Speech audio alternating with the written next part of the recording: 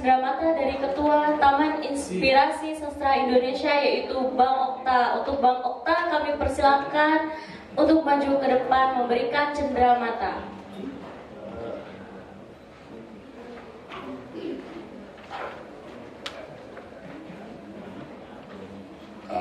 Kebetulan Taman Inspirasi Sastra Indonesia baru menyelesaikan satu produksi buku Aku Presiden. Ini akan kita berikan satu kepada Bang Tanggi dan Bang Elkara. Bang Elkara silakan kemari. Dan saya ke depan. Abang, Bang.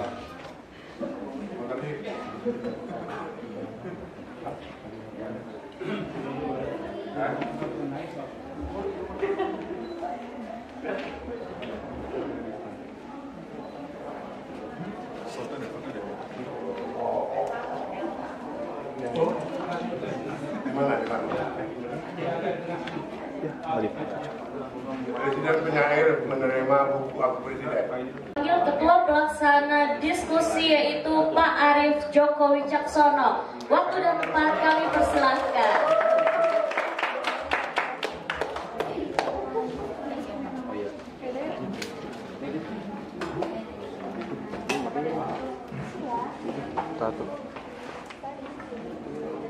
Tes. Stop record dulu.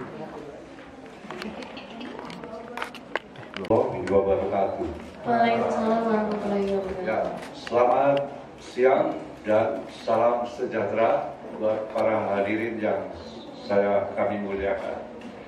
Yaitu hadirin yang Arif dan Budiman, dan yang Budiman dan Arif semua.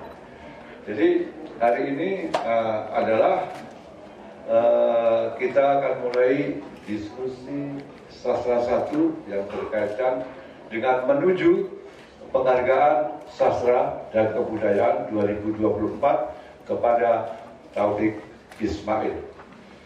Saya ucapkan di sini kepada telah hadir Bang Sutarti Konsulbati yang biasa dipanggil Presiden Penyair Indonesia, juga para sastrawan, seniman-seniman yang ada yang kaliber nasional juga, ada kaliber internasional juga, dan ada kaliber yang Asia Tenggara. Saya ucapkan salam mulia, dan ternyata hari ini penuh juga, ternyata banyak juga kalangan-kalangan yang ingin mengikuti acara ini, yaitu juga anak-anak muda dan sebagainya. Jadi ini adalah bagian dari upaya untuk upaya tentang penghargaan terhadap Taufik Ismail. Nah, saya ucapkan di depan ada tamu kita yang telah hadir, yaitu Bapak Falijon, Dr. Falijon. Mari kita juga sambut ya.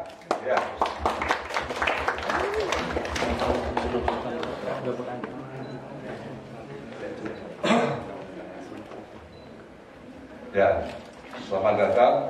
Saya ucapkan kepada Pak Falijon yang dia juga ibarat ketip atau kepedias kembali ke rumah, karena dia juga seorang penulis juga, dia juga seorang politikus juga, dan dia juga seorang yang nantinya kelak sebentar lagi akan menjadi seorang menteri. Entah menteri apa ya, beri tepuk tangannya supaya jadi menteri apa, kita lihat, beri tepuk tangannya supaya jadi.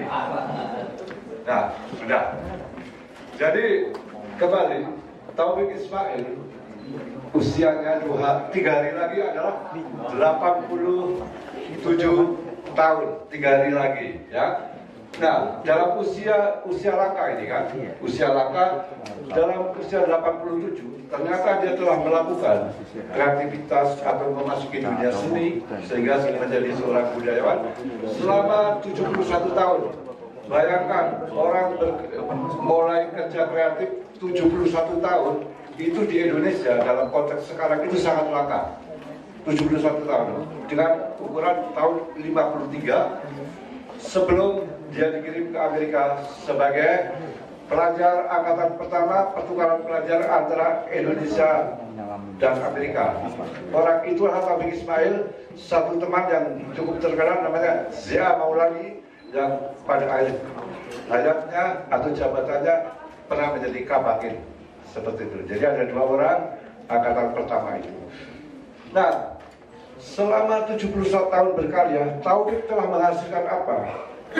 Menghasilkan bukan hanya puisi, tetapi juga prosa, juga naskah drama, juga kemudian terjemahan-terjemahan buku, kemudian juga terjemahan-terjemahan karya sastra dari Palestina. Itu pertama kali tahun 82 saya hafal sekali.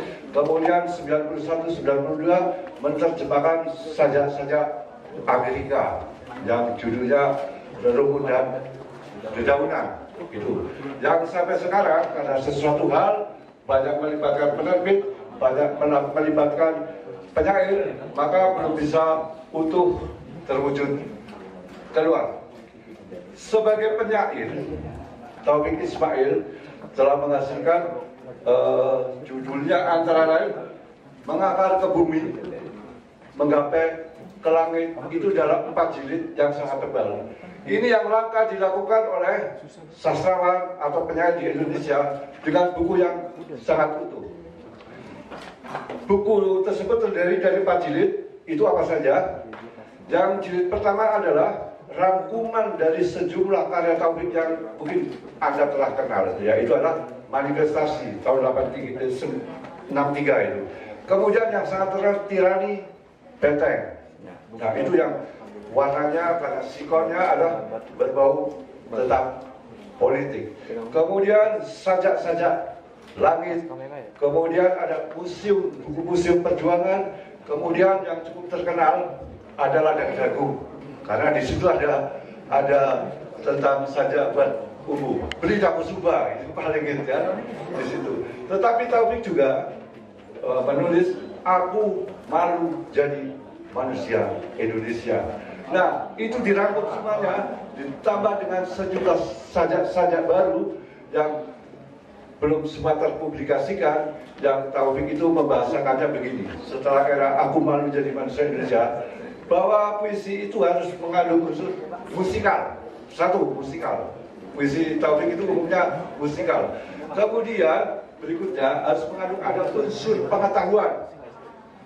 Ada unsur pengetahuan. Kemudian karena Taufik juga suka membaca, suka menampilkan, dan sajanya juga banyak dibacakan orang, punya gaya kabar, bertutur, bercerita. Karena itu puisi-puisi kritik Taufik Ismail atau puisi Taufik Ismail itu banyak yang lebih beling dari Revisi Lalu. Itu yang kalau kita membuka kitab tebalnya yang 120 halaman, itu kelihatan betapa ragamnya Taufik Ismail di dalam menulis. Nah, ini yang harus juga dipublikasikan sampai publik mengerti. Jangan coba yang Ladang Jagung saja, karena ini juga kekayaan dari selain Taufik, bagian kekayaan dari sastra Indonesia. Mengakar ke Bumi, Menggapai ke Langit, jilid 2, jilid 3 itu adalah tulisan Taufik tentang esai. Jadi dia pernah menjadi penulis kolom di satu zaman di Kompas, Indonesia Raya, media-media yang sangat besar, Sinar Harapan, kemudian juga Horizon, karena dia adalah pendiri Horizon bersama Arif Budiman, kemudian di backup oleh Habib Yasin yang sekarang namanya diabadikan di sini, dan Mokhtar Lubis, dan seterusnya banyak sekali di situ. Nah, Taufik kalau penulis kolom dan penulis artikel dan penulis juga wawancara, dan dia penulis yang sangat suka menulis autobiografi in memoriam. Bukan hanya orang Indonesia yang ditulis in memoriamnya yang dia kenal, tetapi juga tokoh-tokoh dunia. Semacam kematian Boris Pasteur juga dia tulis dengan detail. Jadi kalau bahan waktu tahun 60-an, dia sudah bisa memiliki data yang cukup kuat dan akurat. Lantas, Mengakar ke Bumi, Menggapai ke Langit yang keempat, ini satu bukti, satu fakta dan data yang langka, bahwa Taufik adalah penyair yang puisinya paling banyak dinyanyikan oleh grup musik atau menjadi musikalisasi puisi. Jadi biar gampang ini ya, begini. Beli 94, tapi 94 itu belum lengkap karena saya punya data-data kaset 20.000, banyak yang belum dimasukin dan sebagainya, yang mungkin lupa. Termasuk yang dinyanyikan Bimbo, ada nelayan, sempat saya tanya ke Pak Taufik, aduh saya agak lupa dan sebagainya. Jadi di atas 100, mungkin 140, itu yang menjadi lagu. Nah, penyair siapa sekarang yang sebanyak itu? Sapati melakukan, Rendra melakukan, baik lewat Putu Basuki atau lewat Setiawan Jodi dan sebagainya, tapi nggak sebanyak itu. Nah, Taufik tetap merupakan supremasi yang paling banyak. Ini tidak memuji, tapi menggunakan data dan fakta-fakta yang ada. Kemudian karyanya juga DVD dia lengkap. DVD mempunyai penyair yang mempunyai DVD 10 kaset katakanlah, itu hanya Taufik Ismail ya. Jadi di situ Taufik membaca puisi, ada yang diiringi dengan biola dan sebagainya. Nah sekarang bisa diakses juga di YouTube. Nah ini tinggal penyair Taufik Ismail. Tetapi juga lewat Amin Swene, itu karya-karya puisinya diterjemahkan dalam 2 bahasa yang kira-kira judul bahasa Indonesia-nya debu di atas debu. Itu 3 jilid yang sangat tebal oleh Profesor Dr. Amin Swene. Puisi Taufik itu juga puisi yang banyak dibahas oleh Profesor Doktor baik dalam negeri ataupun Profesor Doktor para Indonesianis. Hari Afiling, kemudian A.A.Teo dan sebagainya, termasuk Profesor Amin Swene yang sudah almarhum. Sebagai seniman budayawan, Taufik itu sangat peduli terhadap bacaan, masyarakat harus membaca dan sebagainya. Karena itu, sebelum pemerintah Indonesia hari ini mencoba untuk kurikulum sastra masuk sekolah, dengan maaf, presiden kita sudah itu namanya, datanya salah di situ ya, masa disebut mereka kurang cek dan recheck. Memang kurikulum masuk sekolah itu penting dan itu sangat bagus, tetapi Taufik Ismail telah melakukan sejak lama dengan membawa sastrawan masuk sekolah, kemudian terjadilah sebuah dialog dan sebagainya. Kelebihan lain apa dari Taufik Ismail adalah dia juga peduli membuat rumah puisi ya, dan di sebelahnya Fadli John juga menyediakan buku, jadi kayak semacam seniman dari berbagai tempat dikirim ke sana, kemudian membaca untuk berkarya. Itu hal yang mulia. Nah, puisi Taufik Ismail dan karyanya itu dibaca 24 kota metropolitan di dunia, atau boleh dikatakan itu sudah 5 benua. Jadi tentu saja Australia ada, kalau Asia ya pasti, ya kan? Tetapi Afrika ada, karena dalam beberapa buku karya Taufik tentang Afrika, tentang suku Bugis itu ada juga. Kemudian Eropa tentu saja ada, dan Amerika, karena Taufik itu memang kayaknya dengan Amerika sejak masih pelajar, dia udah dikirim pertukaran pelajar ya. Kemudian ketika dia mendapat undangan dari Iowa, itu tahun 71, 72 lahirlah itu ladang jagung yang ada saja kepada istrinya Ibu Ati. Adakah suara cemara? Begitu ya, seperti itu. Kemudian 91-92 dia kembali mendapat undangan 2 kali, yaitu dia mengumpulkan 140 penyair, 1400 tahun. Di situ dia cari orang-orang yang pantas menjadi penyair, baik yang tradisional maupun yang modern. Di antaranya tahun 91 itu sudah Bob Dylan dengan liriknya Knock, knock, knock, knock, heaven's door, itu sudah dimasukkan puisi di situ. Nah, sekitar 5 tahun lalu Bob Dylan itu mendapat penghargaan Nobel dan sebagainya. Jadi ya, membahas Taufik Ismail itu banyak sekali. Inilah yang menjadi daripada TISI, Taman Inspirasi Sastra Indonesia, Okta Mahendra, SK untuk kemudian bekerjasama dengan Dinas Kebudayaan DKI dengan juga Perpustakaan dan Pengarsipan DKI dan PTS mengadakan Taufik Ismail dalam berbagai acara, di antaranya roadshow, dan roadshow telah selesai. Kemudian hari ini adalah ada diskusi bagian juga dari bagaimana memperkenalkan Taufik Ismail kepada publik. Ya, jadi hari ini telah hadir Suntarji Kosubari yang pasti akan mengupas sisi-sisi yang berkaitan dengan Taufik Ismail. Kemudian ada Fadli John, saya sebutin aja biar jadi calon menteri, entah itu nanti menteri, ya semoga ya, menteri luar negeri. Wah, itu bisa mendorong sastra Indonesia ketika dunia, ya, atau menteri pendidikan kebudayaan akan mendorong sastra menjadi bagian dari kurikulum sehingga warna Indonesia kelak akan berbeda. Untuk tidak memperpanjang dan diskusi berlangsung, maka akan saya akhiri sampai di sini dengan ucapan kalau ada kesalahan mohon maaf lahir batin. Maka saya akhiri. Nah,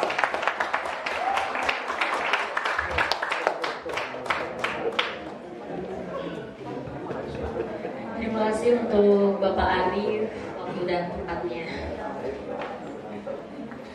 Selanjutnya kita panggil pembaca puisi oleh Ibu Suari Utami Dewi. Waktu dan tempat kami persilakan.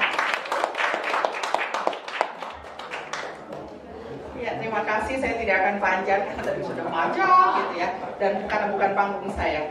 Saya izin Ayah Tarjib, Mbak Ewit Bahar, kawan-kawan sekalian, teman saya dari kuliah Fatih Zon, dan Bang Jose Rizal dan senior lain.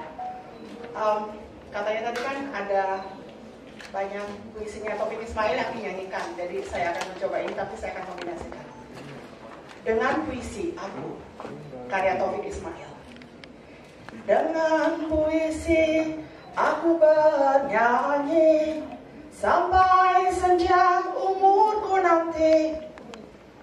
Dengan puisi aku bernyanyi sampai senja umurku nanti. Dengan puisi aku bercinta berbaur cakrawala. Dengan puisi aku mengenang keabadian yang akan datang. Dengan puisi aku menangis jauh waktu bila kejam mengiris. Dengan puisi aku mengutuk napas zaman yang busuk. Dengan puisi aku berdoa, perkenankanlah kiranya. Dengan puisi aku berdoa, perkenankanlah kiranya. Terima kasih kawan-kawan, assalamualaikum. Terima kasih untuk puisinya Ibu Suari Utami Dewi. Selanjutnya, sebelum masuk ke acara ini, saya akan membacakan sedikit biografi beliau, yaitu Ibu Ewit Bahar. Ibu Ewit Bahar sudah menerbitkan 11 judul buku. Bukunya yang mendapatkan penghargaan yaitu yang pertama adalah Sonata Borobudur atau disebut dengan kumpulan puisinya yang terbit tahun 2018, penerbit Kosakata Kita, yang dinobatkan sebagai 5 besar buku puisi terbaik Indonesia pada tahun 2019 oleh Perpusnas Republik Indonesia. Yang kedua yaitu Impromptu Terzina, terbit tahun 2021, penerbit Gramata Publishing, menjadi buku puisi terbaik pada tahun 2023 oleh Yayasan Hari Puisi dan diberikan pada peringatan Hari Puisi Indonesia ke-11 tahun 2023. Selain menulis buku, Ibu Ewit juga menulis esai. Dua esainya sempat mendapatkan penghargaan. Yang pertama yaitu esai berjudul Asuransi untuk Penulis, meraih juara 3 dalam acara bulan menulis asuransi yang diselenggarakan oleh Kupasi, yaitu Komunitas Penulis Asuransi Indonesia pada tahun 2022. Yang kedua, esai berjudul dengan Keterpengaruhan Chairil Anwar terhadap penyair asing, juga mendapatkan juara 3 dalam peringatan 1 abad Chairil Anwar yang diselenggarakan oleh TISI, yaitu Taman Inspirasi Sastra Indonesia pada tahun 2022. Puisi-puisi Ibu Ewit Bahar sudah diterjemahkan ke dalam bahasa Inggris, Prancis, Spanyol, Armenia, Cina, Bosnia, Italia, Arab, Uzbek atau disebut dengan Uzbekistan, Tajikistan, India, Serbia, Nepali, Bengali, Bulgaria, Montenegro, Macedonia, Jepang, dan Korea. Puisinya juga masuk dalam lebih dari 100 buku antologi puisi dalam puisi luar negeri, juga diterbitkan oleh media cetak dan digital dalam dan luar negeri. Profilnya dimuat dalam rubrik wawancara di media Yunani, Bangladesh, dan India. Itulah sedikit biografi Ibu Ewit Bahar. Waktu dan tempat kami persilahkan.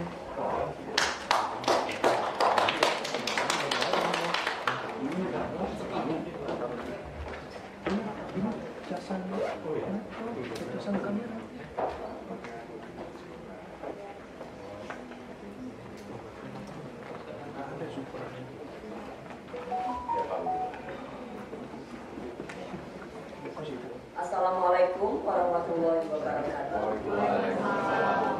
Yang terhormat Bapak Fadlizon, yang terhormat Ketua TISI Bapak Mukhtar Ganas Masuka, yang terhormat Bapak Sutarji Kalsombahri, dan seluruh hadirin yang tidak bisa saya sebutkan satu persatu.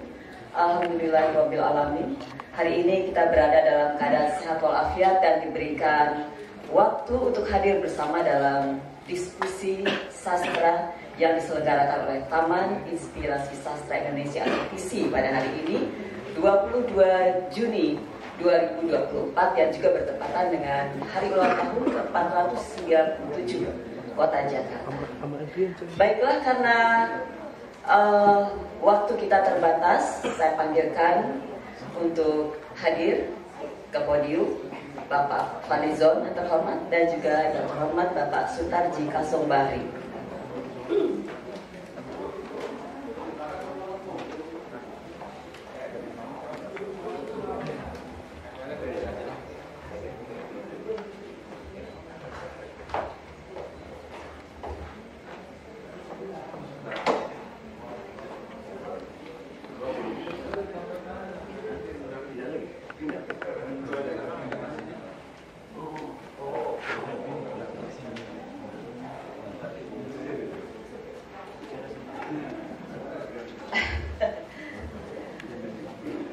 Bagian dari rangkaian acara menuju Anugerah Sastra dan Kebudayaan 2024 untuk penyair terkenal Taufik Ismail yang akan diberikan oleh Dewan Dinas Kebudayaan Jakarta. Ini merupakan momen yang sangat penting bersama saya, tokoh-tokoh yang luar biasa ini. Hari ini Bapak Fadlizon hadir dalam kapasitas beliau bukan sebagai seorang politisi, namun sebagai seorang sastrawan dan budayawan, ya Pak Fadli ya. Dan juga Bapak Sutarji Kalsombahri yang merupakan salah satu pelopor angkatan puisi tahun 70-an. Saya ingin membacakan sedikit saja biografi beliau berdua. Sebetulnya kalau mau lengkap banyak sekali, Anda bisa cari di Google ya. Dr. Haji Fadlizon, sarjana sastra, Master of Science, merupakan budayawan dan politisi Indonesia yang bergelar Datua Dijo Dirajo Nan Kuniang, merupakan seorang sastrawan yang juga dikenal sebagai kolektor buku, dan koleksi-koleksi beliau tersimpan di Fadlizon Library di Jakarta. Ia juga pemilik Rumah Budaya Fadlizon di Bukit Tinggi. Buku-buku karangannya antara lain Hari Terakhir Kartosuwiryo yang ditulis tahun 2012 atau diterbitkan tahun 2012, Keris Minangkabau terbit tahun 2016, Politik Huru Hara Mei 1998, Air Mata Buaya. Ini adalah sebuah antologi puisi politik yang digarap bersama Sarasehan Budaya, terbit tahun 2019. Kemudian Parliamentary Diplomacy in Times of Crisis, Diplomatic Engagement and Speech Collections tahun 2023. Dan ada The IMF Game, The Role of the IMF in Bringing Down the Suharto Regime in May 1998, terbit tahun 2024. Ada juga tulisan beliau yang berjudul Passing Through the Hall of Time, sebuah autobiografi yang ditulis tahun 2018 dan juga terbit tahun 2018. Buku yang berikut yang cukup penting juga adalah Dream I Keep, A Collection of Poems, dari tahun 1983 hingga tahun 1991. Itu koleksi-koleksi puisi yang maktub dalam buku tersebut.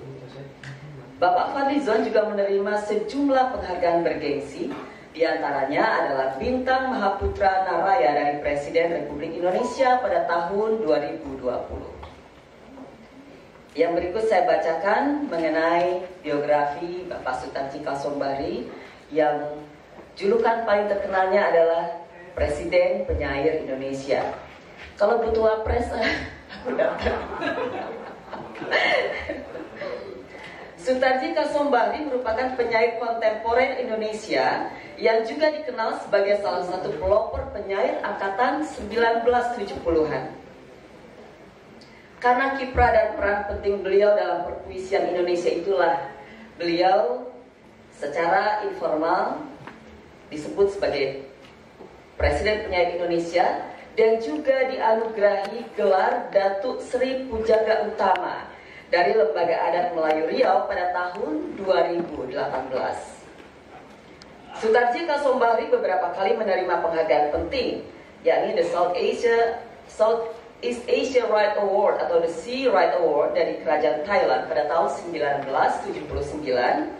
Kemudian Anugerah Seni Pemerintah Republik Indonesia yang diberikan tahun 1993, Anugerah Sastra Hairil Anwar dari Dewan Kesenian Jakarta pada tahun 1998, Anugerah Sastra Dewan Kesenian Riau tahun 2000, Anugerah Sastra Majelis Sastra Asia Tenggara dari Brunei Darussalam tahun 2006, Bintang Budaya Paraman Dharma dari Presiden Susilo Bambang Yudhoyono tahun 2008, dan juga penerima Bakri Award pada tahun 2008. Ini sebagian yang saya bacakan penghargaan untuk beliau berdua, karena kalau dibacakan semua itu akan sangat panjang dan menghabiskan waktu kita. Baiklah, tepuk tangan dulu dong untuk kedua tamu luar biasa kita hari ini. Baiklah, menyingkat waktu supaya kita bisa maksimal berdiskusi. Kita akan masuki sesi utama hari ini, yakni diskusi sastra. Yang pertama akan saya berikan kepada Bapak Fadlizon. Bantarji dulu ya, oke.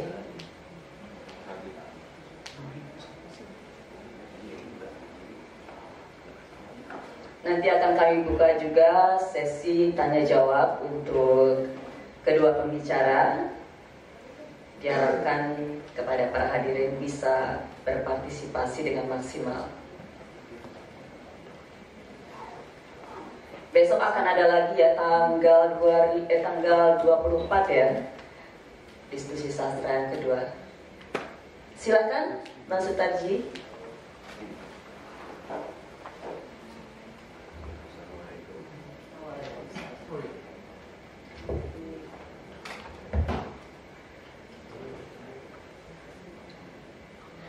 Assalamualaikum warahmatullahi wabarakatuh. Salam sejahtera. Ya, garam kejadian.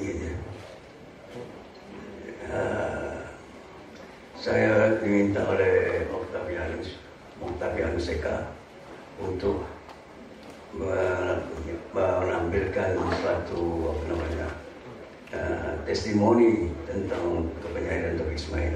Saya kira sebenarnya seorang sebesar Taufik Ismail tidak perlu pakai testimoni lagi. Jadi saya kira tadi sudah panjang lebar dibicarakan oleh kritikus kita Adi Wicaksono dan Adi Wicaksono. Ya, kurang lain. Kemudian jadi saya hanya mau pendek bicaranya. Pertama-tama saya kenal Mas Taufik ini, Pak Taufik Ismail ini saya kenalnya dengan namanya itu bukan Taufik Ismail, namanya dulu nama samarannya adalah Nur Fajar. Di koran-koran pergerakan, koran-koran yang memuat perlawanan terhadap rezim Soekarno, pada itu menyebut mempublish sajanya di koran dan namanya Nur Fajar. Maka kenallah kita ini dengan nama itu. Kemudian pada tahun saya dalam komunikasi saya ini pertama dia dengan saya itulah bukan komunikasi lah, ketika dia bertanya, dia datang ke Bandung. Pada Bandung itu pada waktu itu ada 1 tahun ulang tahun koran mahasiswa Indonesia. Ada suatu koran namanya Mahasiswa Indonesia yang dipimpin oleh Rahman Toleng, seorang aktivis almarhum. Itu koran itu banyak sekali menyalurkan aspirasi penginginan gerakan dari mereka-mereka yang berlawanan dengan rezim Soeharto. Nah, itu rezim Soekarno. Dan di Bandung itu berkumpullah para aktivis-aktivis, tokoh-tokoh kita di Bandung, di Hotel Perianggar untuk merayakan 1 tahun koran mahasiswa Indonesia itu.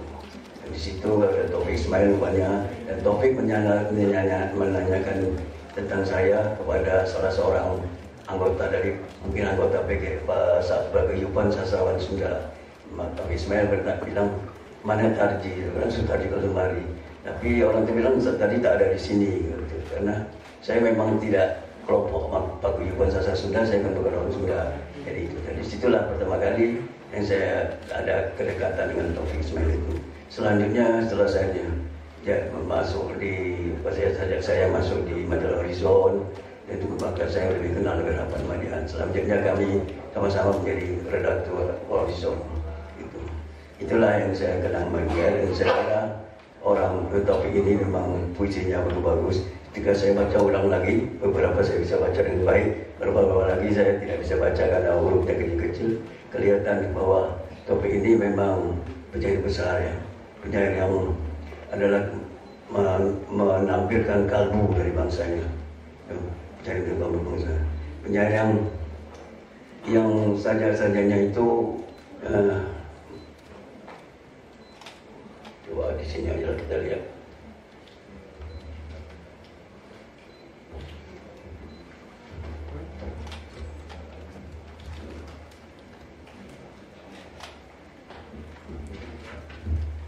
Puisi Taufik Ismail ini adalah kesaksian dari dan atas zamannya saat bangsa ini bergolak melawan ketidakadilan dari rezim Orde Lama. Walaupun dia adalah puisi kesaksian pada zamannya, tapi puisi-puisinya melampaui zaman. Itu berkat kebesaran bakatnya yang melahirkan puisinya menjadi besar pula, dan puisi besar itu akan melampaui zamannya. Begitulah saja Taufik Ismail meski ditulis lebih dari setengah abad yang lalu telah masih terasa menyentuh dan bergetar sampai kini. Saya pernah menanya kepada beberapa anak muda bagaimana pendapat mereka dengan baca saja Taufik Ismail. Mereka bilang mereka terharu dan terpesona. Mereka bisa merasakan perjuangan itu. Jadi sebenarnya puisi Taufik Ismail itu tetap dihargai sebagai zaman segini, tetap menyentuh. Jadi puisinya itu tidak hanya terbatas pada zamannya saja. Menulis puisi bagi saya adalah upaya untuk meraih pertambahan makna pada kata-kata. Pertambahan makna pada kata-kata adalah pertambahan makna pada kehidupan. Pertambahan makna pada kehidupan adalah pertambahan makna pada kalbu, kepada hati nurani bangsa dan kepada kemanusiaan itu sendiri. Dan jika puisi telah meraih kedalaman kalbu, kedalaman sir, diksi puisi akan meraih dan menyimpan rahasia poetika dan kebenaran. Dan jika ia sampai pada taraf itu saja tidak akan lekang oleh waktu. Meski ia ditulis di suatu zaman, dia akan merambat kepada zaman berikutnya seperti halnya puisi Taufik Ismail. Itulah suatu hal yang menyebabkan kita lihat bagaimana besar-besarnya puisi-puisi itu. Karena puisi Taufik Ismail itu berasal dari kata yang katanya itu telah menyimpan rahasia kebenaran. Puisi, diksi puisi yang telah menyimpan rahasia kata-kata, puisi yang telah menyimpan rahasia poetika, yaitu rahasia kebenaran, kewarasan, etika, moral. Itu puisi itu akan besar, karena di mana kata-katanya menjadi tiang penjaga puisi itu dalam kerahasiaan. Puisi menyimpan rahasia poetika dan poetika menyimpan rahasia kata-kata. Diksi menyimpan rahasia poetika dan poetika menyimpan rahasia diksi, sehingga puisi melengkaplah yang menjadi penyatu dan hakikatnya sebagai puisi. Itulah yang menyebabkan puisi itu menjadi besar, karena ia memberikan menyegarkan kalbu dan akan memperlama amal kalbu itu ke dalam kalbu kebesaran lain. Inilah yang menyebabkan Taufik Ismail menjadi penyair yang besar. Berikut juga kita melihat ada beberapa penyair besar lain seperti Rendra gitu betulnya. Itu adalah penyair yang besar juga.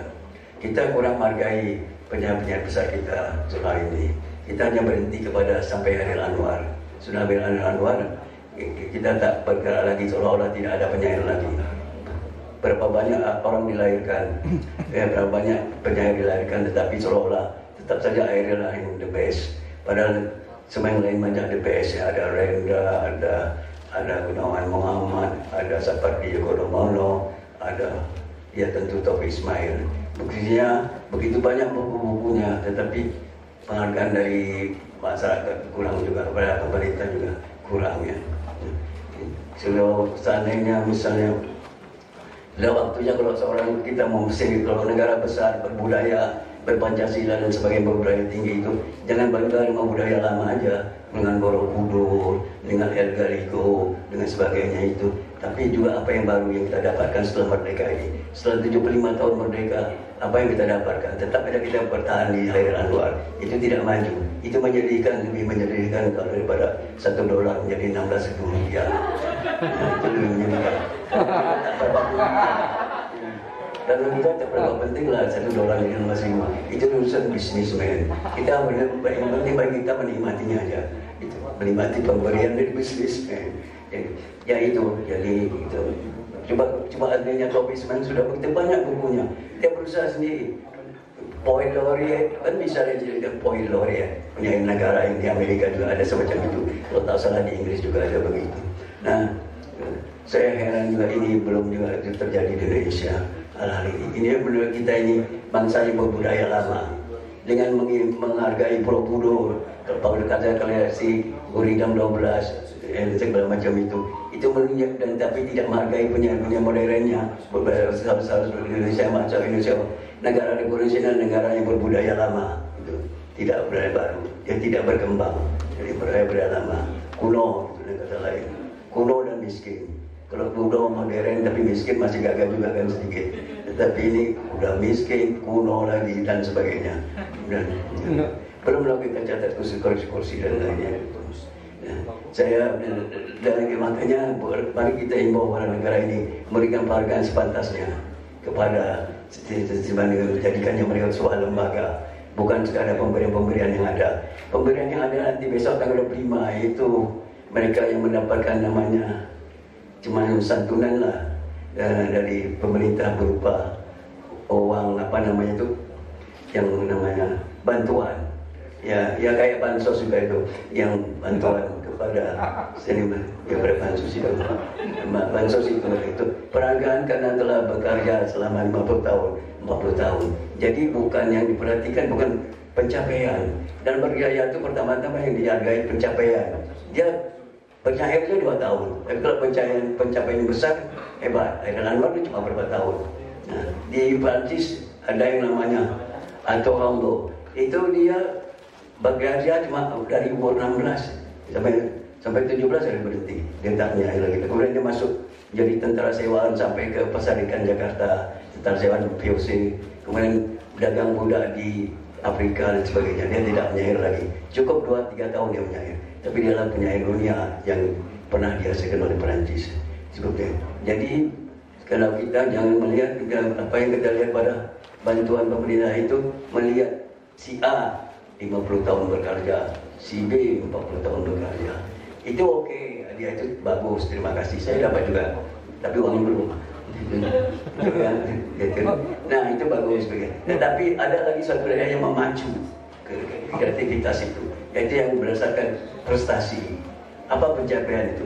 Jadi siapa yang pencapaian itu berilah dia suatu kehormatan sehingga menjadi panutan bagi generasi berikutnya yang ingin menjadi seniman dan yang ingin menghargai seni sastrawan itu sebagainya. Dan saya disuruh baca puisi satu puisi dan nanti dulu saya cari dulu. Sebenarnya I see trees of green, red roses too. I see them bloom for me and you, and I think to myself,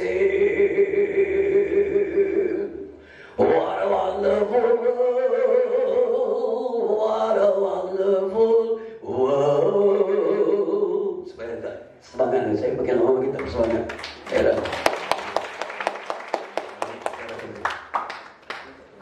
Halaman berapa ya? 33.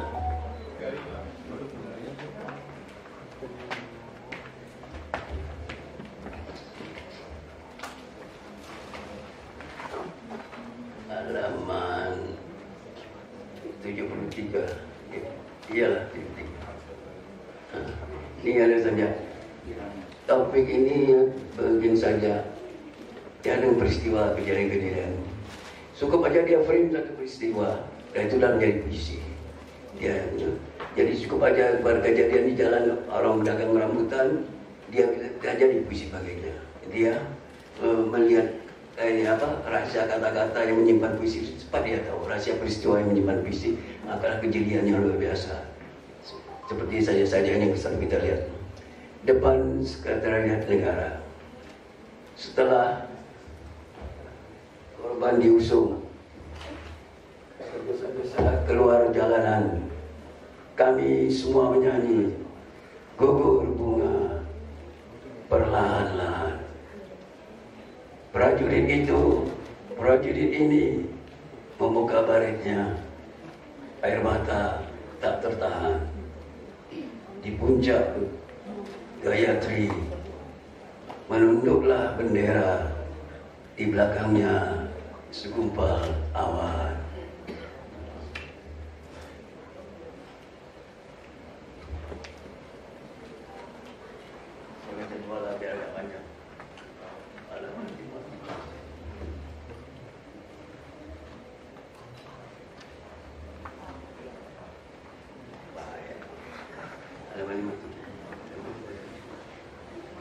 Inilah jadi yang paling populer. Ini saja yang biasa betul, kata-kata biasa. Tapi kata-kata biasa karena dia menyimpan rahasia poetika, jadi menjadi indah, jadi terasa. Inilah kehebatan orang-orang yang berbakat kebayarannya tinggi. Jalan Segara.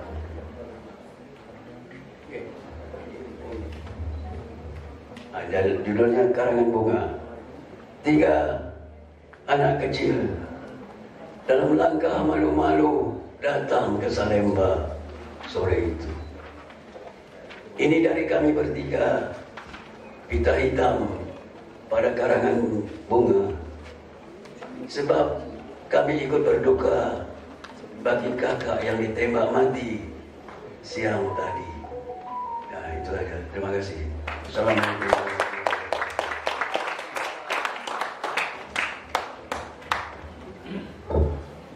Terima kasih Bang Sutarji Kalsombahri yang telah memaparkan mengenai kesan-kesan beliau, Taufik Ismail di mata Sutarji Kalsombahri.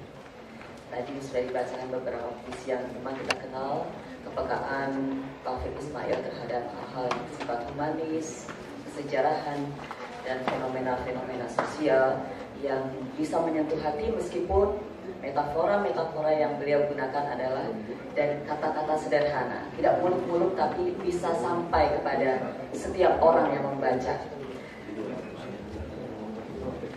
Kita tuntaskan dengan Bapak Fadlizon, baru nanti kami buka sesi tanya jawab kepada aktor ya. Silakan kepada Bapak Fadlizon yang akan menyampaikan pemikiran beliau tentang Taufik Ismail sebagai Bapak Sastra Indonesia. Kita simak bersama. Terima kasih. Assalamualaikum warahmatullahi wabarakatuh. Selamat pagi menjelang siang. Salam sejahtera bagi kita semua.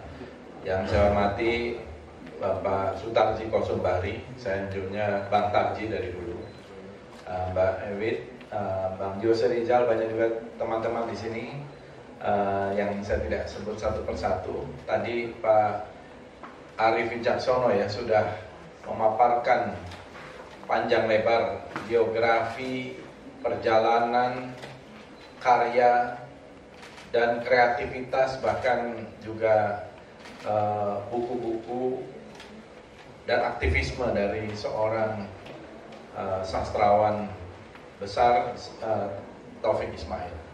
Bang Tarji yang lebih muda, saya kira tidak lagi banyak sekarang ini sastrawan Indonesia, penyair yang masih ada. Mungkin yang paling senior adalah Taufik Ismail yang akan berulang tahun tanggal 25 Juni besok ke 89. Bang Tarji ini kalau tidak salah sekarang 82 menuju 83 ya, menuju 83. Mudah-mudahan Bang Tarji juga diberikan kesehatan dan umur yang panjang. Amin.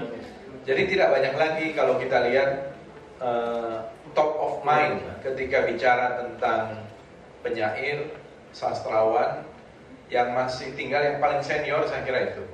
Selain itu tentu ada Gunawan Muhammad ya, tapi yang lain-lain sudah tidak ada lagi.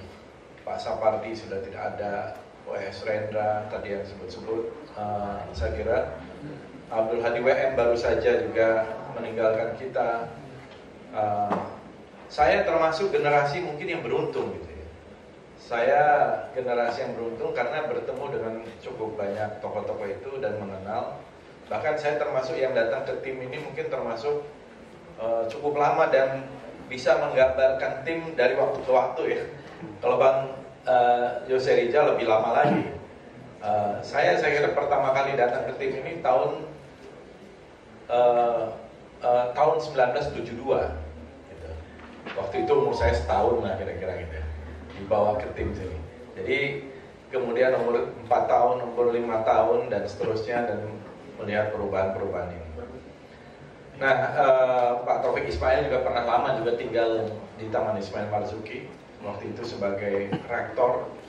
Jadi apa yang digambarkan tadi oleh Pak Arif Wicaksono, dan saya juga tulis sebenarnya itu tentang Bapak Sastra itu. Kenapa? Karena memotret begitu banyak dan cukup lengkap apa yang telah dilakukan oleh seorang Taufik Ismail, dedikasinya bagi dunia sastra Indonesia. Bukan hanya memotret dan berkarya seperti yang Bang Tarji bilang, tapi juga saya kira melakukan berbagai upaya yang di luar dalam tanda petik mandatnya gitu ya, sebagai seorang penyair ya, atau sebagai sastrawan, yaitu menggerakkan literasi di Indonesia. Nah, saya ingin berangkat itu dari majalah Sastra Horizon yang lahir pada bulan Juli tahun 1966. Yang cover depan pertama majalah Sastra Horizon itu adalah puisi yang baru saja dibacakan oleh Bang Tarji, Karangan Bunga. Itu adalah cover pertama majalah Sastra Horizon tahun 1966 bulan Juli. Majalah Sastra Horizon ini diinisiasi oleh Taufik Ismail dan Suhok Jin Arif Budiman, waktu itu yang mendatangi Mohtar Lubis ketika itu masih di penjara. Mohtar Lubis ini di penjara pada rezim Orde Lama selama 10 tahun. tahun 1956 sampai 1966. Banyak yang tidak tahu bahwa di zaman itu juga ya ada proses yang sangat keras sekali kepada orang-orang yang dianggap kritis terhadap rezim. Jadi setiap rezim itu biasa, selalu ada itu. Zaman Orde Lama, Orde Baru, Orde sekarang itu selalu ada lah yang semacam itu. Tapi Mokhtar Lubis, seorang wartawan, itu 10 tahun penjara.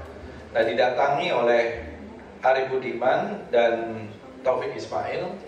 Taufik Ismail mengusulkan agar dibuatlah majalah sastra yang kemudian menjadi majalah Sastra Horizon, dengan dewan redaksi yang pertama itu adalah Mokhtar Lubis, HB Yasin, Zaini, Taufik Ismail, Arif Budiman, dan DS Mulyanto. DS Mulyanto itu yang kemudian menjadi semacam mengumpulkan berbagai macam polemik di masa tahun 60-an gitu ya. Di tim ini juga saya pernah, dan di masa-masa itu kan ada satu pertarungan yang cukup keras antara dua kutub. Satu adalah Lembaga Kebudayaan Rakyat, Lekra, dan di sisi lain ada Manifest Kebudayaan yang dipimpin oleh sekitar 20 orang seniman, penyair, sastrawan, antara lain ya HB Yasin. Ya, pelopornya adalah Wiratmo Sukito, HB Yasin, Gunawan Muhammad, Taufik Ismail, dan lain-lain. Dan pernah Bang Jose Rizal, ya, saya masih SMA ketika itu, dia adakan seminar di sini tahun 1988, 2 hari tentang Manifest Kebudayaan. Masih ada semua lengkap di situ.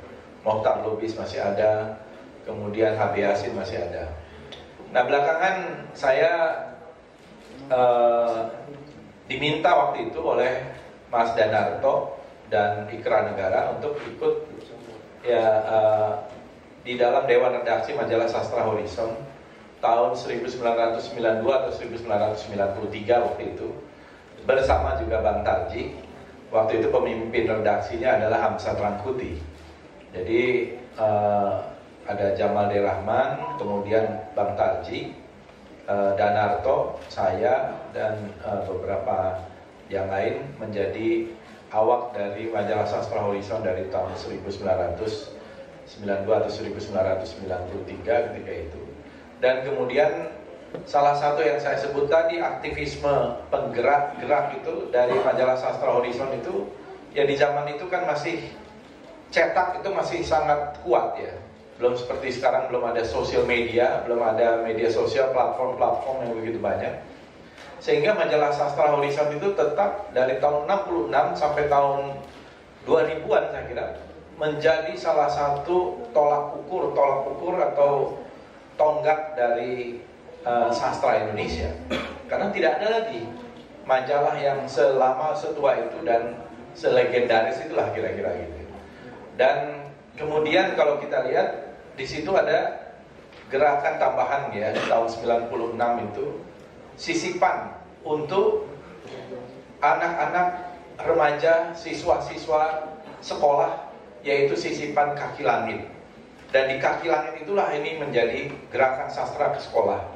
Kemudian Pak Taufik Ismail berinisiatif lagi mencari sponsor, donasi untuk menggerakkan sastrawan bicara, siswa bertanya, sastrawan menjawab, dan lain-lain ya, mahasiswa dan lain-lain, yang jumlahnya kemudian ratusan aktivitas, mungkin ribuan aktivitas ke sekolah-sekolah sampai ke pelosok-pelosok, yang saya kira ini menyentuh banyak, mendatangkan para penyair yang biasanya hanya di kota-kota besar, kemudian sampai ke pelosok-pelosok di provinsi-provinsi yang tidak pernah ada kegiatan-kegiatan sastra di sana.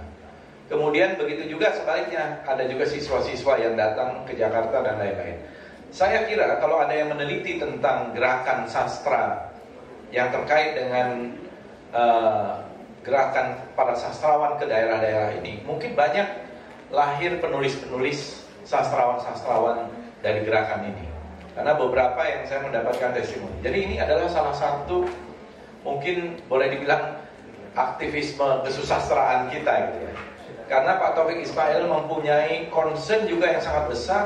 Kenapa para di dalam kurikulum kita tidak ada kewajiban untuk membaca buku sastra. Saya pernah menjadi siswa AFS juga di Amerika. Saya setahun di Amerika itu wajib membaca beberapa karya. Membaca karya waktu itu yang wajib itu karya dari The Sound and the Fury, F. Scott Fitzgerald. Kemudian membaca karya The Glass Menagerie, Tennessee Williams. Kemudian karya-karya dari Walt Whitman. Jadi wajib untuk membaca itu memang benar adanya. Nah, di kita tidak ada kewajiban itu, karena sastra itu hanya sambil lewat, dan itu juga menjadi bagian dari pelajaran bahasa Indonesia, sehingga tidak ada satu kedalaman untuk membaca karya-karya sastra pada umumnya, termasuk puisi. Ya. Tetapi di masa lalu saya kira puisi mungkin mendapatkan penghargaan yang lebih banyak. Banyak yang membaca karya-karya Bang Tarji, karya-karya Pak Taufik Ismail, Rendra, dan lain-lain. Dan juga di tim ini menjadi saksi juga ketika pembacaan-pembacaan puisi itu halayak yang datang juga luar biasa, penuh, ya, dan ambience-nya itu, auranya itu memang berbeda gitu ya. Ketika ada pembacaan-pembacaan puisi, Bang Tarji baca puisi di sini, O.A. Mukapak, ya, kemudian Taufik Ismail, Rendra, dan lain-lain itu luar biasa. Di satu zaman yang mungkin tidak akan terulang kembali, karena sekarang zamannya sudah media sosial, ya, sosial media, semua orang bisa melakukan akses terhadap itu. Nah, yang ingin saya katakan dari apa yang telah dilakukan oleh Taufik Ismail dari mulai berkarya dan memotret peristiwa-peristiwa yang disampaikan oleh Bang Tarji, dan peristiwa-peristiwa yang sederhana, peristiwa-peristiwa kecil. Misalnya ada satu peristiwa, pamannya ditembak pada Januari 1949. Namanya itu Piri. Pamannya itu Piri, ditembak. Itu di Pandai Sike, di daerah Kota Baru, di dekat Bukit Tinggi. Kemudian oleh Taufik Ismail dibuatkan puisinya tahun 1956. Berjudul itu Januari 1949. Kira-kira puisinya begini. Januari 1949. Butiran logam membunuh saudaraku. Dirabanya pinggangnya ketika dia rubuh. Sejemput dendam meluluh hatiku. Di mana kuburnya semakin jauh. Luka-lukamu, luka bumi kita, luka langit yang rapuh. Rumpun-rumpun bambu dan lereng akasia, tempatmu berteduh. Matanya trembesi, membara di ujung, ngembara di padang larang, direngkutkan ke bumi dengan 7 letusan. Nah, kira-kira gitulah. Saya sampai masih hafal tuh. Padahal itu hafalan waktu SD. Tapi kira-kira jadi dari peristiwa-peristiwa itu yang disebut oleh Bang Tarji menjadi puisi, dan di balik puisi itu ada makna-makna yang sangat mendalam, dan Taufik Ismail menemukan itu dan bisa mengekspresikan itu bahkan dengan kata-kata yang sangat sederhana. Saya kira itu adalah sebuah achievement, sebuah prestasi yang luar biasa. Jadi saya ingin mengakhiri supaya kita bisa banyak berdiskusi. Terlalu banyak yang dilakukan oleh seorang Taufik Ismail itu, dan alhamdulillah diberikan umur yang panjang, usia yang berkah dengan 89 tahun. Ini adalah sebuah umur yang saya kira banyak sekali achievement yang dilakukan dari berbagai bidang, tapi terutama dedikasi yang luar biasa kepada dunia puisi, dunia sastra Indonesia. Dan saya alhamdulillah mendapatkan kesempatan juga waktu itu menjadi ketua panitia dari buku yang tadi disebutkan oleh Pak Arief Wijaksono, Mengakar ke Bumi, Menggapai ke Langit. Itu buku tahun 2008, 4 jilid, ya. Buku pertama puisi, kemudian esai, Kemudian juga ada buku yang terakhir itu puisi-puisi yang dinyanyikan, yang ternyata jumlahnya memang sangat banyak, yang orang memang tidak banyak yang tahu. Tapi misalnya seperti yang orang banyak tahu ya tentu Bimbo yang menyanyikan. Tapi ada juga God Bless ya, Ian Antono, Dunia Panggung Sandiwara, Krisya, dan juga yang lain-lain. Saya kira cukup banyak yang dinyanyikan itu. Di dalam buku itu memang ketika mengumpulkan, kita hanya mendapatkan 71 yang dinyanyikan. Yang menyanyikan itu 71 orang artis penyanyi, tapi ternyata lebih dari itu. Jadi kreativitas yang semacam itu, dan terutama yang terakhir itu adalah membuat rumah puisi di Sumatera Barat. Dan rumah puisi itu juga dimaksudkan juga sebagai residensi untuk para penyair. 2 penyair pertama yang melakukan residensi di situ, dan saya ingat sekali di tahun 2008-2009 adalah Ahmad Tohari dan Zawawi Imron. Itu selama sebulan melakukan residensi di rumah puisi di Ayange dan melahirkan buku. Zawawi Imron melahirkan 1 buku, kemudian Ahmad Tohari saya kira juga ada sejumlah karya ketika itu. Waktu itu masih belum. Nah, rumah puisi itu kebetulan saya baru-baru ini saya diminta untuk mengelola, dan saya berencana untuk menjadikan itu lebih extended gitu ya. Jadi rumah puisi dan museum sastra Indonesia.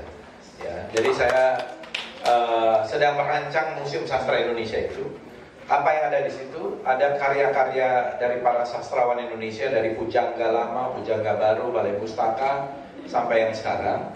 Ya, kalau buku di sana ada sudah lebih sekitar mungkin 9.000 buku.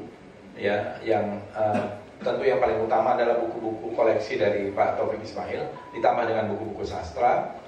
Kemudian juga memorabilia dari para sastrawan.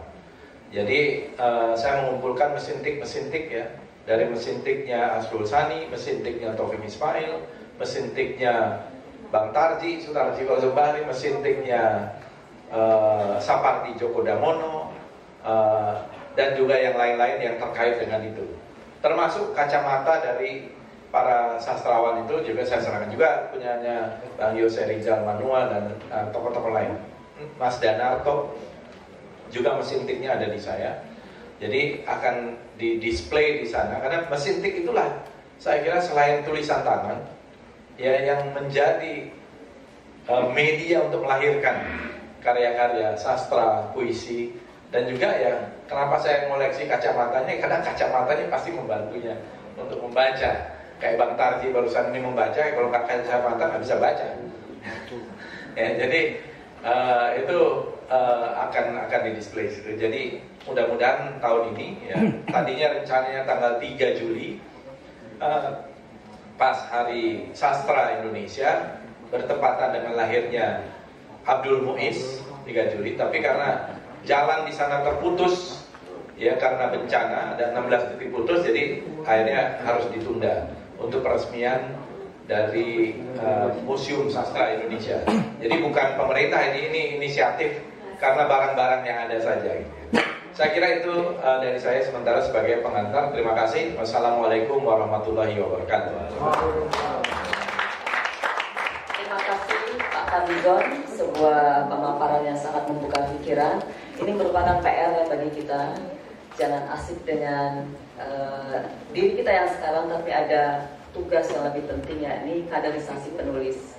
Peran penulis adalah sebuah peran yang sangat krusial untuk bangsa, karena dari bukulah generasi yang akan datang atau generasi penerus ini bisa belajar banyak dan juga menjadi tuntunan bagi mereka. Tadi ada wacana atau doa ya dari Bang Okta mengenai Pak Fadlizon untuk menjadi menteri. Saya kira wacana yang juga pernah diutarakan harus dipisahkan antara Mendikbud dan Menteri Sastra Indonesia, itu saya setuju. Karena sastra mempunyai cakupan yang juga sangat besar. Kalau sastra kita maju, bangsa ini akan menjadi bangsa yang kredibel. Dan baiklah, saya buka sesi tanya jawab untuk Hadirin sekalian, silahkan bertanya. 3 orang pertama dulu, Mas yang baju merah. Oke. Mas itu. Satu lagi, cewek dong. Cewek siapa? Siapa? Ayo cepat. Oke, 3 ya. Sebutkan nama, dari mana, dan pertanyaan singkat, padat, dan fokus. Silahkan Mas yang baju merah.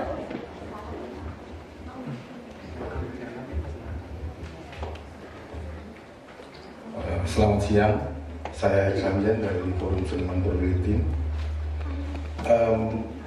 Menyimak apa yang disampaikan oleh Bang Tarji dan Bang Fadli sangat menarik. Tiba-tiba saya teringat bahwa dari buku-buku yang saya baca, di zaman era-era kerajaan itu di Indonesia ada sastrawan negara, bahkan di negara-negara yang lain itu pasti setiap pemerintahan, setiap kerajaan itu memiliki sastrawan negara. Tapi di Indonesia, sampai di Indonesia yang eranya sangat modern ini justru tidak memiliki sastrawan negara, dan pemerintah sekarang tidak menghargai sastrawan-sastrawannya.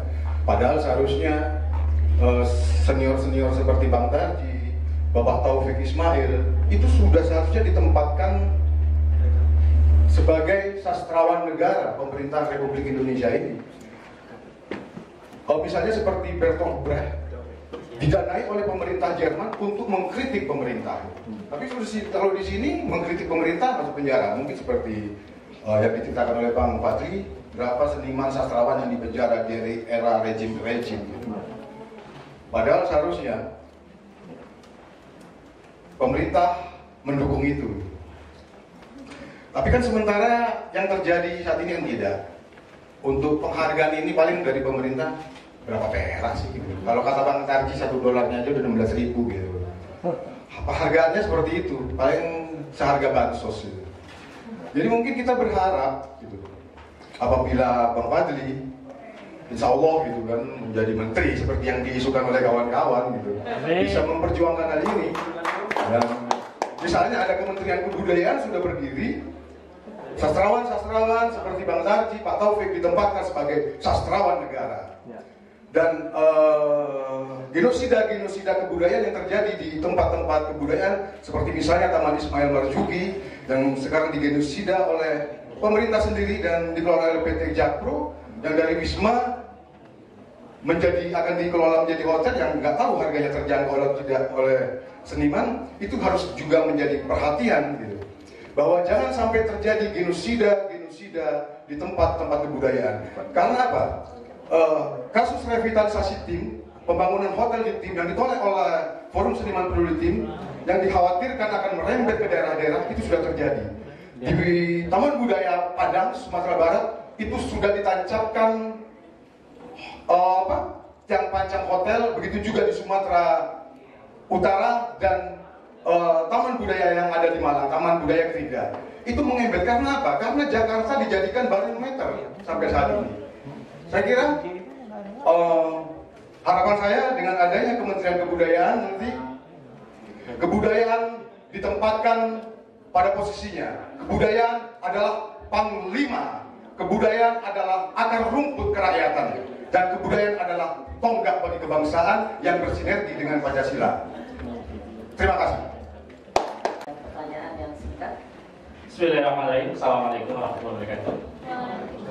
Saya Hadi Ramadan langsung dari Sumatera Barat hadir ke sini. Yang saya hormati Pak Tarji dan Pak Fadlizon. Saya Hadi Ramadan, wakil sekretaris Lembaga Seni Budaya dan Peradaban Islam di Majelis Ulama Indonesia.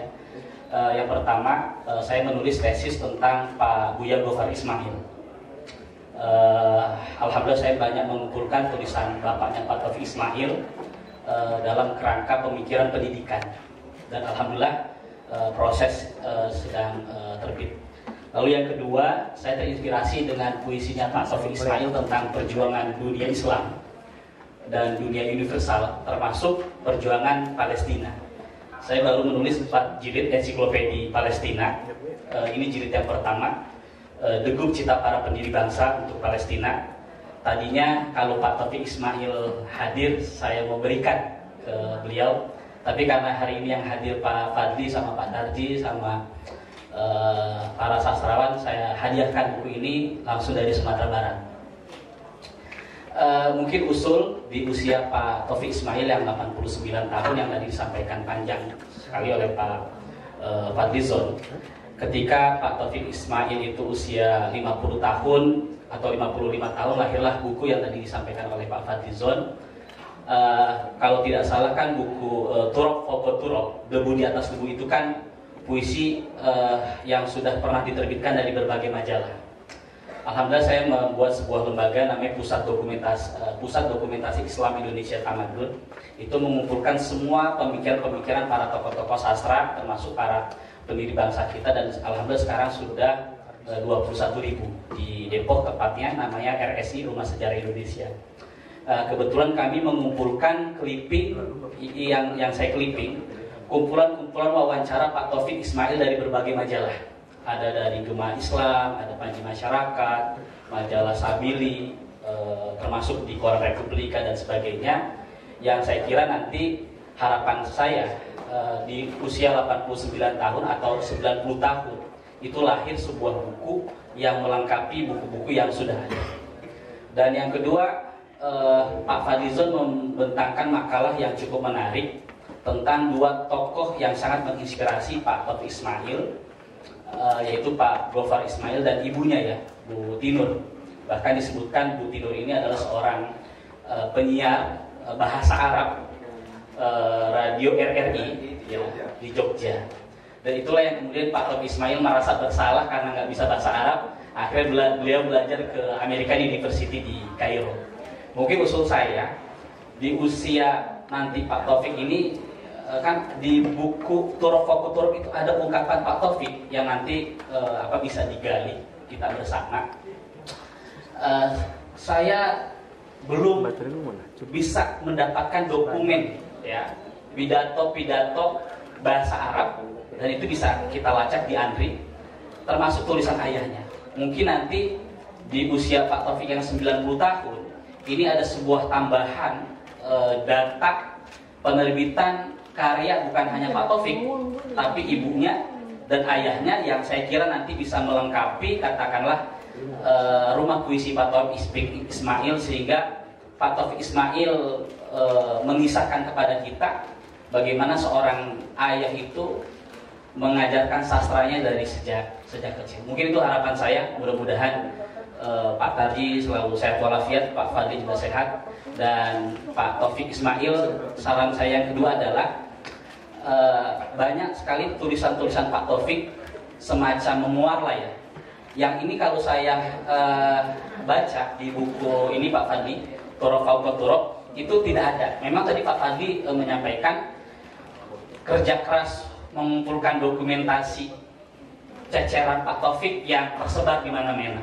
Memang Pak Taufik tidak seapik Pak DS Mulyanto dalam hal dokumentator, tapi bagi kita yang hari ini menyaksikan daya juang Pak Taufik, ini yang saya kira perlu ada pendokumentasian sehingga generasi berikutnya banyak dapat belajar yang disampaikan oleh Pak Tarji melahirkan Taufik Ismail. Terima kasih. Assalamualaikum warahmatullahi wabarakatuh. Mas yang ketiga dari ya.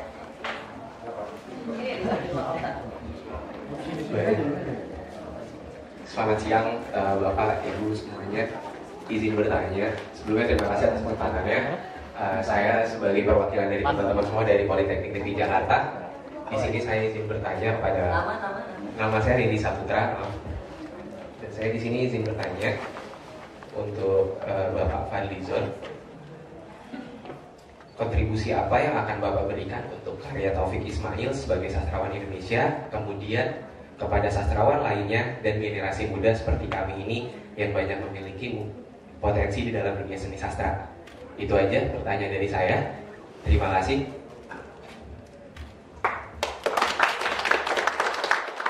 Terima kasih Pak Saputra.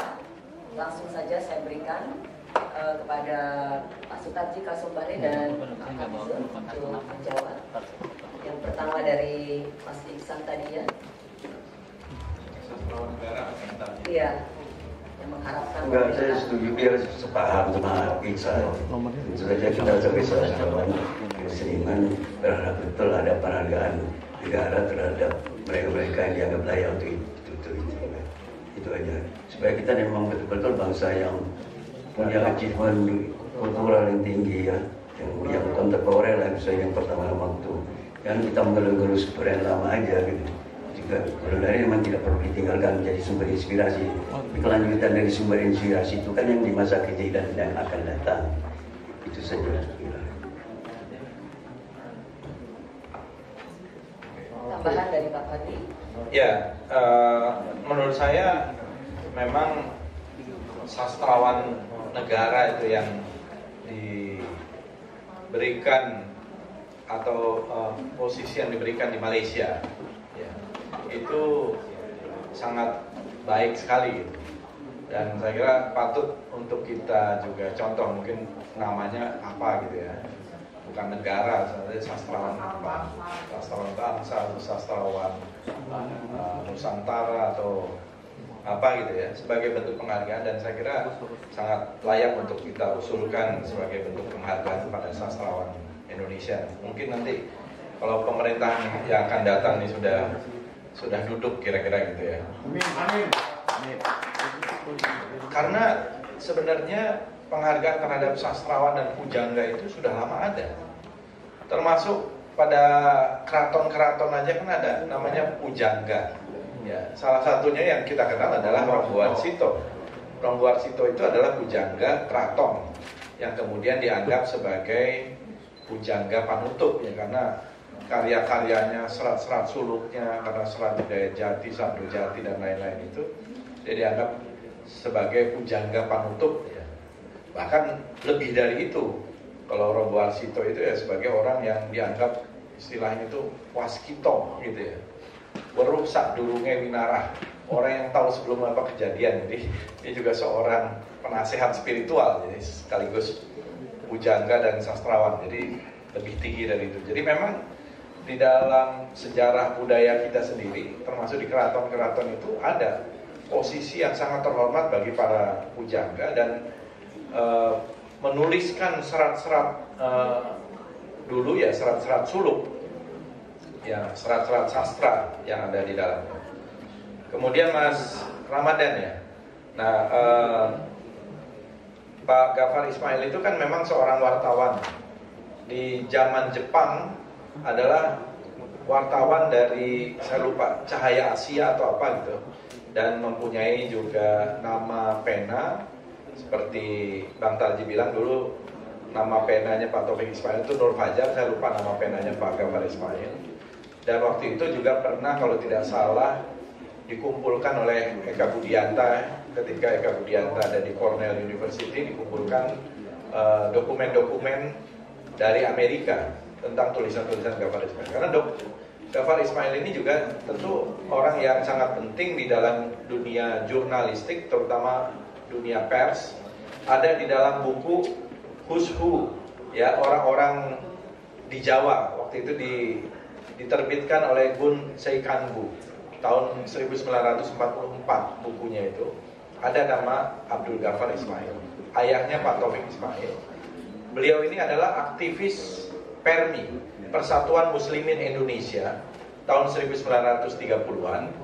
Waktu itu tokoh-tokoh PERMI ini termasuk yang aktif sekali melawan Belanda. Ada namanya Mokhtar Lutfi, Jalaluddin Taib, dan Ismail Yaakob.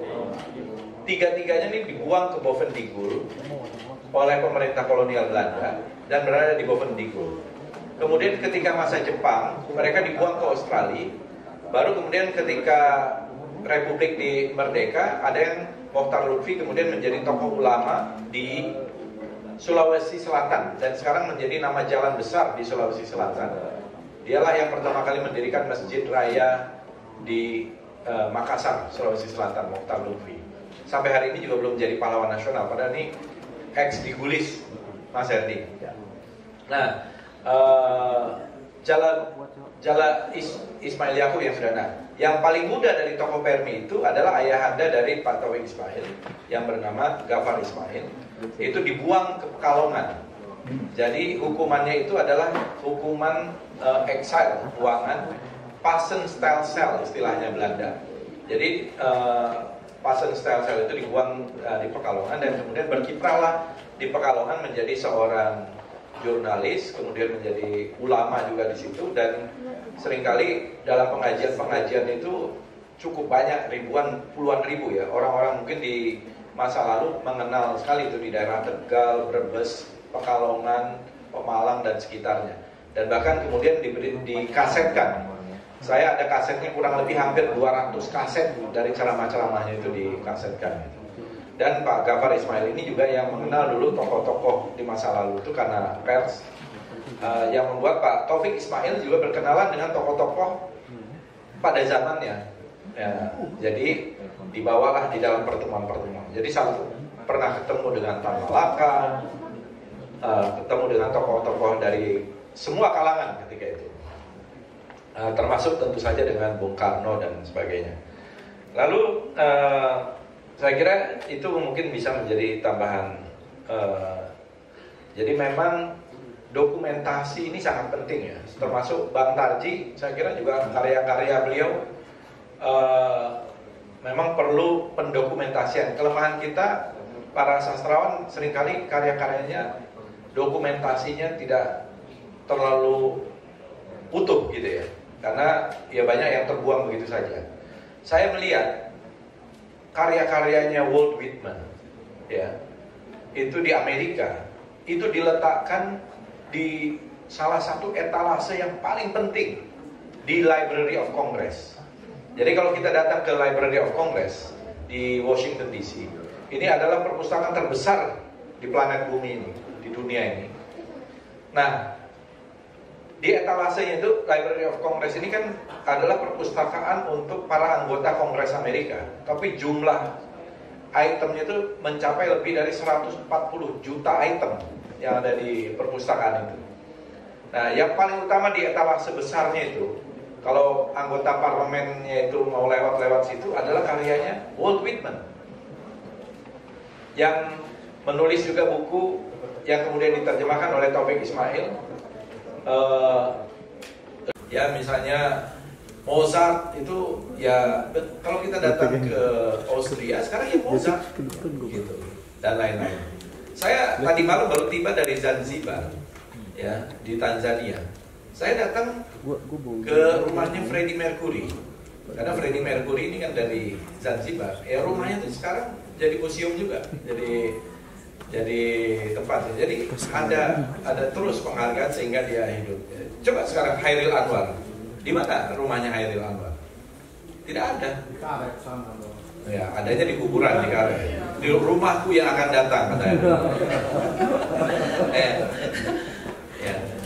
Tapi rumah benerannya sebenarnya ada, yaitu di Sumatera Barat, di Kabupaten 50 kota. Tapi tidak diapa-apakan, tidak dibeli, harusnya itu diambil alih oleh pemerintah kota atau kabupaten di situ dan dijadikan museum. Ada rumahnya, sampai sekarang masih terjaga rumah bapaknya, tapi ya, rumah bapaknya Hairil Anwar.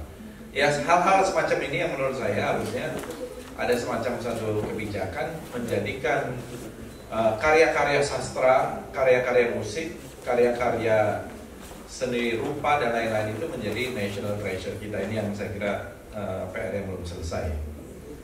Ya, saya kira itu. Kalau kontribusi ya saya kira semua kitanya harus berkontribusi kepada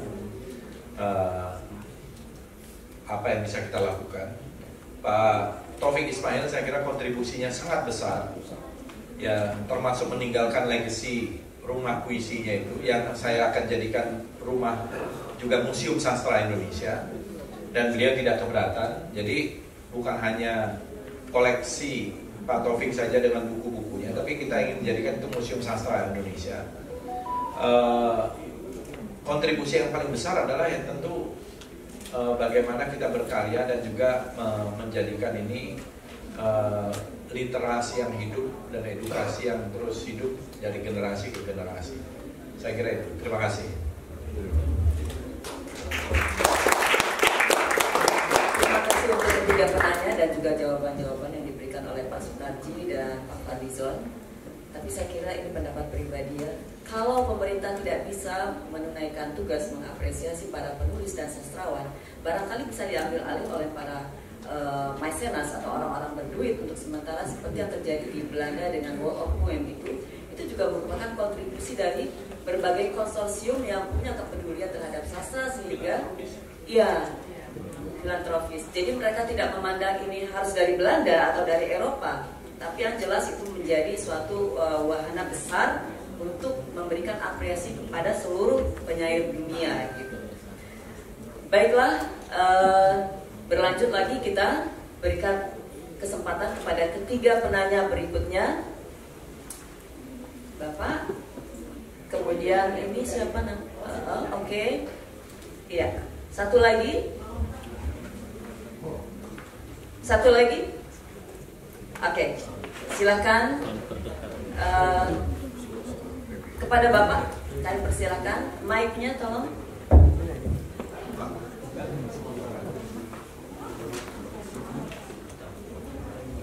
Terima kasih. Saya dari Zalsa, Asosiasi Profesor Sekolah Bahasa Sarjana Universitas Madinah. Saya sudah lama nggak ketemu Mas Taufik. Saya sempat ketemu Mas Taufik waktu belajar bahasa Arab di American University Cairo. Kemudian saya berangkat ke Israel sebagai wartawan perang itu kan kantor. Sayang tustel saya diambil oleh intelijen Mossad ya. Jadi tinggal satu-satunya foto yang saya punya dengan Mas Taufik itu ada banyak foto, cuma satu yang itu kebetulan sudah saya print dan saya kirim ke Mas Arif Joko Caksono itu. Satu-satunya foto saya, dan maksud saya gini, Mas Taufik Ismail itu perannya besar sekali dalam kesusahan dan kebudayaan Indonesia, ya. Dan kenangan saya dengan Mas Taufik membuat saya nulis saja di Kairo dan dimuat di Majalah Usul itu adalah refleksi kecil dari sumbangsih seorang Taufik Ismail dalam kesusastraan dan kebudayaan kita ya. Dimana saya kebetulan mengajar kesusastraan di Paramadina dan saya ajarkan sajak-sajak dari Amir Hamsyah, Khairil Anwar, Rendra, Taufik Ismail, Sapati Djoko Damono, Abdul Hadi WN, Sutarjika Sumbak, Tor Situmorang, dan generasi yang berikut, generasinya Idris Tiraat di Nugroho dan juga Joko Pinurbo dan sebagainya. Nah, memang penghargaan kepada sastra di kita itu tadi sudah disebut sama Mas Patison dan Bang Taji memang sangat rendah. Itu juga cermin, mohon maaf, rendahnya hadapan kita. Ya, tidak menghargai seorang pujangga, tidak menghargai para penyair, para sastrawan, itu refleksi dari kurangnya intelektualisme di Indonesia.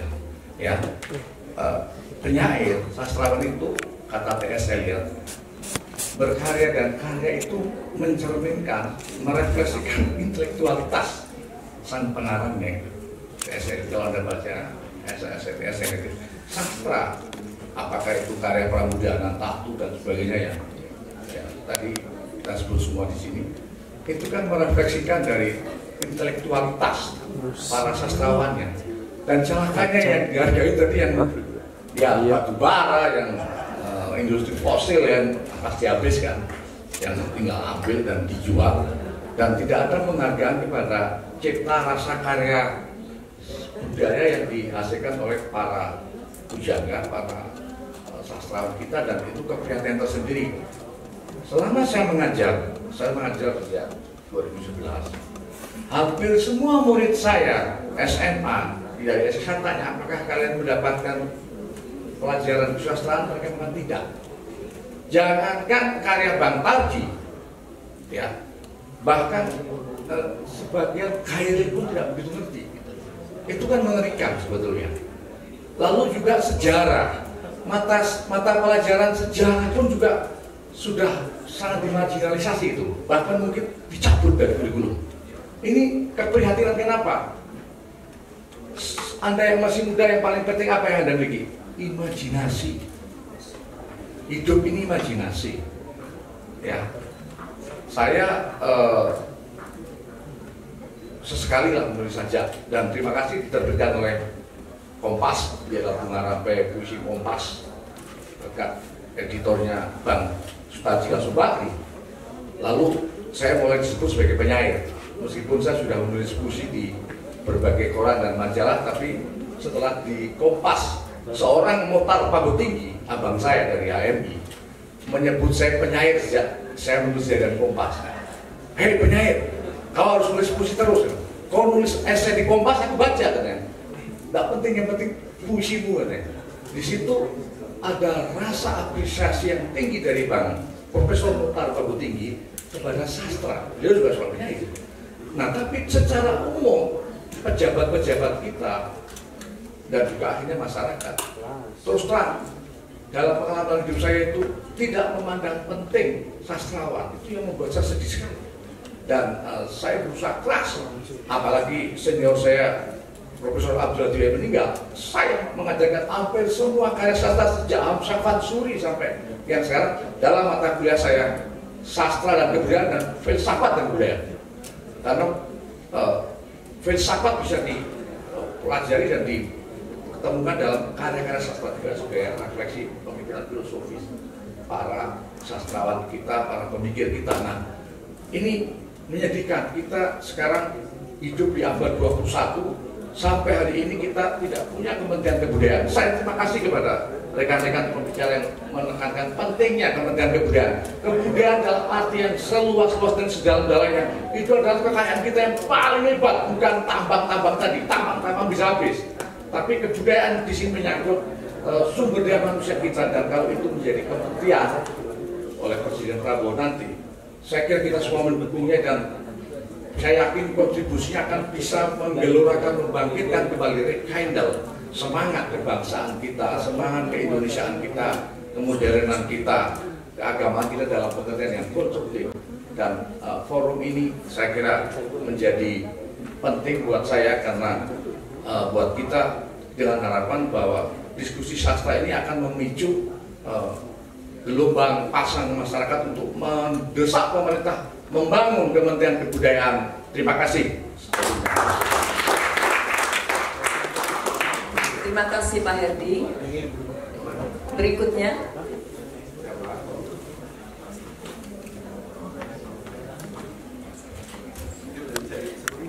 Sebelumnya saya Herna Nursyahwalia dari Politeknik Negeri Jakarta. Yang sama-sama kita tahu Bapak Taufik Ismail adalah salah satu sastrawan terkemuka Indonesia yang telah memberikan kontribusi besar terhadap dunia sastra. Karya-karyanya yang kaya akan nilai budaya dan kritik sosial seiring dengan berkembangnya era digital penting untuk mengevaluasi bagaimana warisan sastra dari tokoh seperti Bapak Taufik Ismail ini dapat terus relevan dan diapresiasi oleh generasi muda, khususnya kami sebagai generasi milenial. Pertanyaan saya, apa pendapat Bapak mengenai bagaimana kita bisa meningkatkan apresiasi sastra di kalangan muda melalui contoh-contoh dari karyanya Bapak Taufik Ismail, serta bagaimana pandangan Bapak terhadap relevansi karya-karya Bapak Taufik Ismail bagi generasi milenial saat ini, dan apakah tema-tema yang diusung masih sesuai dengan isu-isu yang dihadapi oleh kami sebagai generasi milenial? Terima kasih. Dikeluarkan waktu itu dari UI karena ikut menandatangani manifest kebudayaan. Taufik Ismail dikeluarkan juga ngajar dari UI waktu itu. Waktu itu beliau juga pengajar, dikeluarkan karena ikut menjadi penandatangan manifest kebudayaan. Ini yang menurut saya harus kita dudukkan. Karena waktu itu seniman-seniman lekra, kita bukan mau mengungkit-ungkit perpecahan, tapi ini kan fakta sejarah. Termasuk Pramudia Anantatur ingin melakukan pembabatan total, dan juga ada pembakaran buku-buku yang terjadi karena dianggap ini kubu manifestan. Jadi buku-buku itu ada dokumen itu oleh Des Alwi, pembakaran buku-buku dari kubu manifest kebudayaan. Oleh karena itu, waktu tahun 1995 saya menemani Mohtar Lubis mengembalikan Magsaysay Award.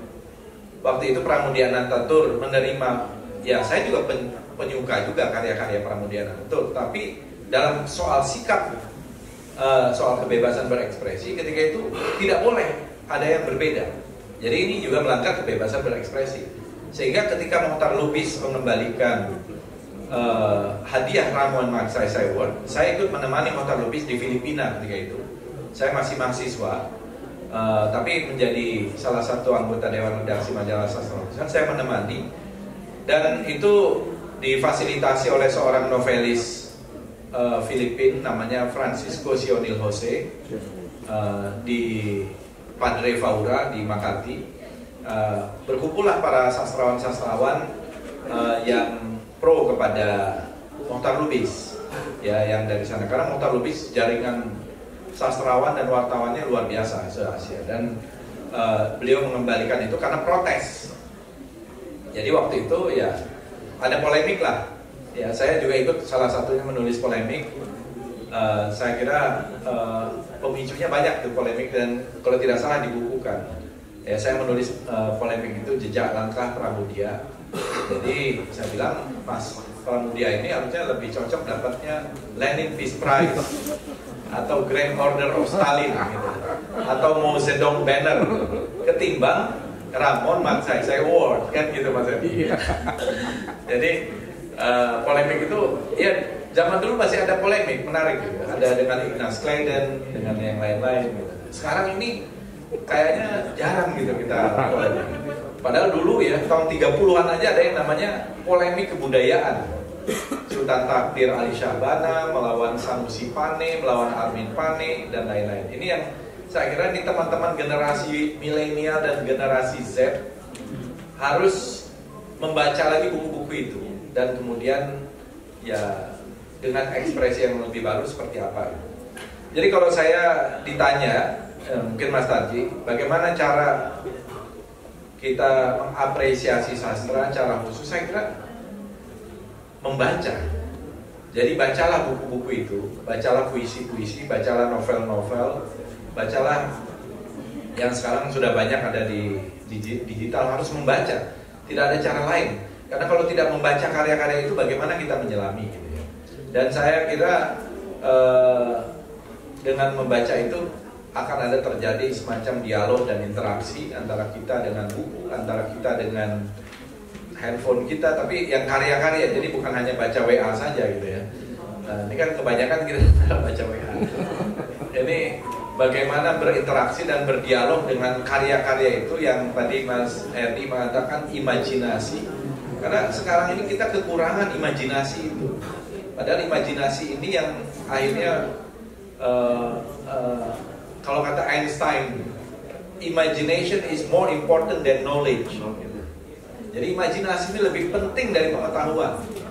Karena dari imajinasi itulah lahir berbagai macam karya kreativitas, dan saya kira itu yang melahirkan Taufik Ismail, melahirkan Sutarji Kolsumbahri, melahirkan Rendra, melahirkan Sapardi Djoko Damono, dan sastrawan maupun penyair-penyair yang lain. Saya kira itu dari saya, terima kasih.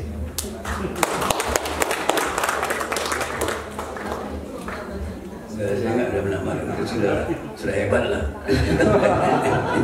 Kita kira gitu. Dan yang penting kan belajar baca itu lah. Kok masih ada juga orang menanya bagaimana itu yang saya bingung. Bagaimana caranya untuk begini? Karena itu orang dewasa, di ICP boleh lah ya, kalau agak aneh. Ya sudah lah. Terima kasih Pak Sutarji Kassombahri dan Pak Fadlizon. Terima kasih untuk animo dan atensi yang luar biasa. Terima kasih kepada 6 penanya yang telah ikut berpartisipasi pada diskusi kita kali ini. Dan dalam kesempatan ini, Ketua Taman Inspirasi Sastra Indonesia Bapak Prof. Taufyanus Maseka akan memberikan cenderamata untuk Bapak Fadlizon. Tadi sudah diberikan juga untuk Pak Sutarji Kassombahri dan Pak R.K. Arad. Silakan Pak Fadli.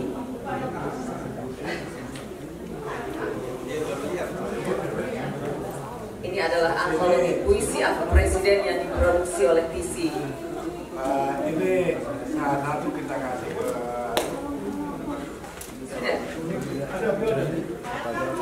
jadi presiden ini memang disumbangkan oleh 100 penyair yang rencana